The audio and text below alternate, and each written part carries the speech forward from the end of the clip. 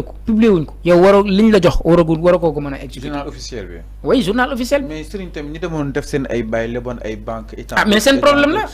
Serigne et après. et après. après il y aura de l'autre conséquence. mais après. après. alors ma daal di ñëw si wàll woo noonu ki nga xam ne que moo di maître Doudou Ndoye s'est réagi. décision bu am solo bi nga xam ni itam Ousmane Sonko ak Diomaye Faye jël nañ ko daal di justement arrêter construction illégale yi sur le littoral ki nga xam ne rek moo di justement maître Doudou Ndoye moom jàpp na ni le président Diomaye n'a pas le pouvoir d'arrêter ces constructions et de suspendre les procédures domaniales et foncières jàpp na ni ki nga xam ne que moo di Bassirou Diomaye Diakhar Faye le président amul dayok arrêté loo ñi tabax gi si li nga xam ne que moo di littoral bi et tant d'autres moom jàpp na ni le président de la République comme je disais du temps de Macky Sall n'est pas la loi. Chaque décision doit être fondée sur les prescriptions de la loi. Ce n'est pas une question de personne, ce n'est une question de respect de la démocratie et de l'état de droit. jàpp na ni nag ki nga xam ne que ni mu ko doon waxee si Macky Sall noonu la koy waxee si ki nga xam ne que moo di nguuru Diomaye que ni ñoom président duñu loi yi maanaam duñu yoon amuñu benn manquement pour wax nit ñi neen arrêté li nga xam ne que moo di tabax gi ki nga xam ne que moo di maître Doudou Ndoye mi ngi insister sur le fait que ki nga xam ne que moo di Bassirou Diomaye Diakhar Faye mënta jël décision ordonner la construction justement yu li nga xam ne que moo di bâtiment yi sur le littoral en d'autres termes ki nga xam ne que moo di Doudou Ndoye mi ngi souligner que toute décision présidentielle concernant l'arrêt des constructions devrait être conforme aux lois et règlements en place bépp décision bi nga xam ni itam Diomaye jël na ko dafa war a daal di war a mën a méngoo loi yi ak doxinu li nga xam ne que mu di réew mi et que waruñu ko daal di jël de manière arbitraire en dehors des cadres légaux moom jàpp na ni itam li nga xam ni itam moom la Diomaye daal di jël du ko daal di jël si jaay doole kase waaye tegu ko fenn en tout cas moom position boobu la si daal di am. te itam mi ngi ouvrir le débat beaucoup plus large que ni neen équilibré pouvoir exécutif ak législatif waaye itam importance li nga xam ne que moo di justement ces décisions gouvernementales bi nga xam ne itam de plus en plus moom jàpp na ni ñu ngi koy daal di li nga xam ne que moo di bañ a respecté alors Serigne ban analyse ngay daal def par rapport ak sortie de maître Doudou Ndoye jàpp na ni itam du ñu mel fi illégal et que Diomaye du ko def si jaay doole concrètement waaw xam nga tey agitation yi may continuer waaw bon xam nga maître Doudou Ndoye yàgg na wax ci espace politique bi surtout lu ñeel wàllum yoon ak yoonal xam-xamam aussi nit ñi natable wuñ ko.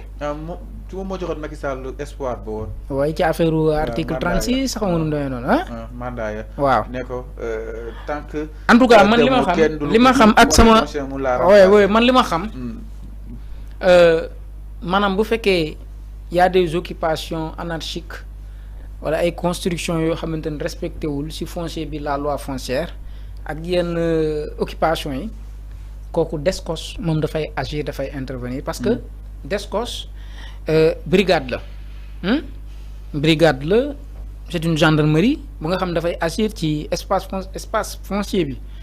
maintenant s'il y a véritablement ces choses là yi ma wax léegi moom dafay intervenir ci yenn bâtiment yi nga xamante ni nekk nañ fu ñu war a nekk fu ñu war a nekk déjà moom dafay bind arrêt DSCOS taxaw en attendant aussi les services compétents mën a jël li nga xamante ni mooy seen décision donc nag jusque là je ne comprends pas et je vous le dis honnêtement et sincèrement je ne comprends pas ce que dit véritablement monsieur Doudou Ndoye voilà en la matière puisque bu fekkee ni état bi amul sañ-sañ boobu mais je pense que état xam nga yenn pouvoir daf ko délégué aussi Fallou yenn pouvoir daf ko délégué wax naa ko léegi yàgg nañ fi gis DSCOS di daaneel ay kër di mabal ay kër DSCOS wax nga ni dëgg la mi ngi taxaw di xaar boobu léegi am na notification yoo xamante ni war na ko jotagu ko mais daal ci li ma xam DSCOS yu mel nii ma la wax nii bu amee surtout des occupations irrégulières yoo xam respecté wul la loi foncière kooku dafay intervenir bindu stop arrêt DSCOS lay def arrêt DSCOS waaw defe naa arrêt DSCOS la bu defee loolu pour wane ni travaux bi ki ko doon defal na ko arrêté bu mu ko continuer ti parce que fi mu ko def nangam ak na en attendant les services compétents maintenant les services compétents ñoom ñooy joxaat sañ-sañ pour ñi nga xamante ni am nañ droit pour mën a daaneel daal di daaneel donte nag moo tax xamaguma ci ban sens lu du mettre Doudou Ndoye di approfondir analyse mais li ma xam si loi foncière bi c'est ça DSCOS moo war a intervenir pour ci yenn bâtiment yi def li nga xamanteni nu yoon la ko sant li ma ci war a wax rek mooy moom li mu wax fi ma mën a d'accord rek mooy maintenant cette intervention là dans le domaine foncier na nekk une intervention de manière indépendante maanaam bépp autorité bu nga xamante ni fàllu laale nga ci mbir mi que ce soit ak foo mën a féete même bu fekkee ni sax def nañ ay audit ba gis ni am na aujourd'hui ñoo xam ñu ngi ci régime président Bassirou Diomaye Faye laale ci mbir mi ñooñu ne leen justice topp ne leen yoon topp parce que bu fekkee véritablement ñoom aussi tamit dañu woote waat beneen yoon pour bâtir un état de droit pour bâtir également une démocratie il faut waaw c'est une interrogation je pense pas c'est une interrogation si parce que am na ñoo xam jàpp nañ coalition bi am na ñu jóge fële ñoo fekk si waaw xam nga moo tax ma ne la oui gouvernement waaw moo tax ma ne la même bu fekkee nag am nañ dem nañ bëgg parce que audit yi oui xam nga audit mën na la wan lu ne mën na la woon itam loo foogut woon ñoom bu ñu defee càmbar parce que bëri na ñoo xam retrouver nañ la mouvance présidentielle ci élection présidentielle bu ñu demee ba gis ni am na ñoo xam tey ñu ngi ci mouvance bi te laale woon nañ ci mbir mi laale nañ ci na yoon dal seen moo tax ma ne je revendique pour encore une fois pour que mbir mi mën a nekk véritablement une chose indépendante bu nga xamante ni du am xàjj ak seen mais daal le plus important maître Doudou Ndoye xëy na peut-être je vais vérifier encore une fois ba jéem a lëncuwaat kan moo am sañ-sañu mën a daanil bâtiment yi et cetera tout ça en tout cas bu ko état amut président amu ko en tout cas prérogative boobu. te xamuñu fii nos présidents sont hyper présents. mais moom nag waroon nañoo mën a wax itam. kana am sañ-sañ boobu waaw waroon nañu ko mën a wax. dafa ne rek ñu def la séparation du pouvoir exécutif ak législatif ak itam ba ñu tolloolee li nga xam ne. waaw du pouvoir waaw xam nga bëgg a jàpp ni on sous-entend par là que ni fii da nga ko war a jàllale peut-être assemblée nationale. waaw on sous-entend par là. waaw xëy na peut-être loolu la bëgg a wax. mais en tout cas de toute le président aussi am na grain de selam ci biir mbir yi. parce que moom la ñu dénk véritablement lépp lu nga xam ne dafay ñeel voilà destiné réew mi am na ci bët war na ci àddu itam war na ci wax parce que président Macky Sall def na ko ci centre Abdou Diouf bi ba wax ni ba alerté ci gestion foncière bi ak tout cela donc nag dëgg la certes moom il incarne le pouvoir législatif donc bu ñu waree dem ba toj itam kooku justice dina ko wax parce que loi la donc bu ñu demee ba à un moment donné ñu gis ni dañu war a daaneel ay bâtiment kooku justice dina intervenir à travers DSCOS nga xam ñooy gendarmerie yi war a saytu loolu ñu dem def liggéey bi nga xamante moo leen ko war a def. alors donc mi ngi noonu exactement la sortie de maître Doudou Ndoye attaquant ici cette décision bi nga xam ne itam jàpp na ni il a été prise de manière illégale par ki nga xam ne que moo di Bassirou Diomaye Diakhar Faye. On poursuit toujours notre discussion Serigne daal di ñëw si li nga xam ne rek moo di cette sortie justement dans la semaine bu Maître Clédor Ly allant dans le sens justement toppee Macky pour haute trahison. Maître Clédor Ly ñooy persiste que ni jamono ji nag ba tey mi ngi fu mu nekkoon alors mi ngi joxe li nga xam ne que moo di ay piste allant dans ce sens après le combat bi nga xam ne tam Juan taxawoon na ko tey Maître Clédor tey taxawoon na allant dans ce sens justement jàpp na ni di fi xewoon digganteeg mars 2021 jàpp li nga xam ne que mu di juin 2023 mun noo bàyyi mu am benn impunité allant dans ce sens alors poursuivre Macky pour haute trahison mais tout d'abord jàppoo ni dinañ sape quelque si ay quelques si ay dinañ sape quelques quoi comme si ay étapes lu si mel ni li nga xam ne que moo di ñu daal di abroger cette loi d'amnistie. fi mu toll nii on conseille que ni dara xewagul dara mës a xew fii Sénégal exactement laata ñu mën a toppee Macky pour haute trahison. waaw xam nga le président Macky Sall aussi Fallou li xew ci nguuram tamit aussi bari na te metti na aussi li xew ci nguuram bari na te metti et je pense que mérite woon na aujourd'hui moom si boppam sax dañ ko waroon a saytu. pourtant réconciliation leen woote de paix. waaw mais quelle que soit la situation. il y a des actes. Il y a des choses très graves qui se sont passées dans ce pays-là. Malheureusement, les Sénégalais ils fâtent très vite. Très vite. Macky, il méritait d'être poursuivi, Fallou. Waxuma votre trahison, mais il y a des actes qui se sont passés dans ce pays-là. Et que mon dossier a une responsabilité.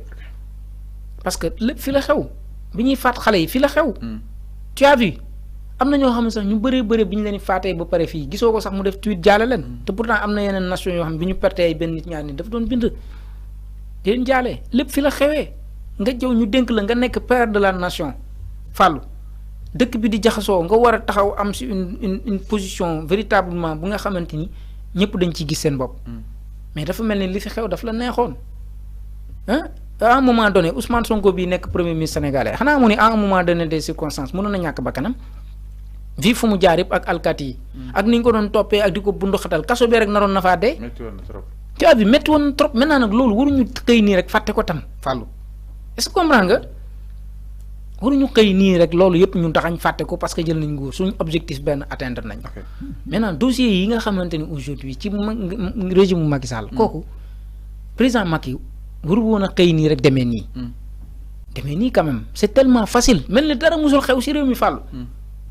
il y a des choses importantes yu ñu waroon a taxaw càmbar ko ci moom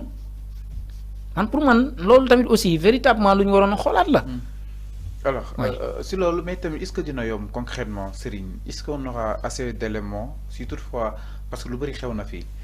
mais est-ce que Macky loxoom mi ngi si concrètement. waaw dama ne. parce que dañuy naan nekk woon si théâtre d'opération yi et tant d'autres. waaw dama ne mais moom lañ dénk réew mi. oui c'est le père de la nation. kon kay xanaa président yu bëri yi ñu topp tey ba ñu nekk ci kaso yu di purger kon xanaa waruñu la woon jàpp parce que nekk ñu ci théâtre bi en Fallou mais kon dama ne xanaa président yi nekk ci kaso yi yu bëri seen yoon waru si nekk waruñu leen jàpp y a des crimes yu yoo xamante ni mën nañ ko méngale ak ay crimes yi nga xam dañoo am dayoo international oui meurtre assassinat tirer sur des manifestants sans défense on a tué combien de personnes innocentes yooyu yëpp nga ñu bëgg ko ndawal nii te loolu yëpp mu ñu mënoon a freiner loolu yëpp mais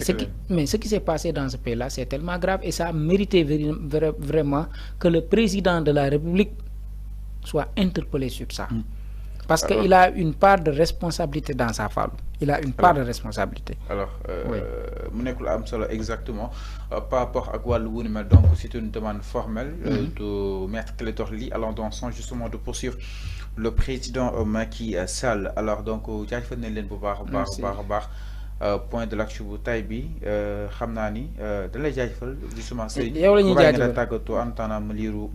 ma ñëw si li nga xam ni itam moom méngale Bougane ak société boobu di Bimawa mais su ma bàyyi nga daal tàggatoo. waaw mais sama bitig bi am na loo fa war a gérer de. ok.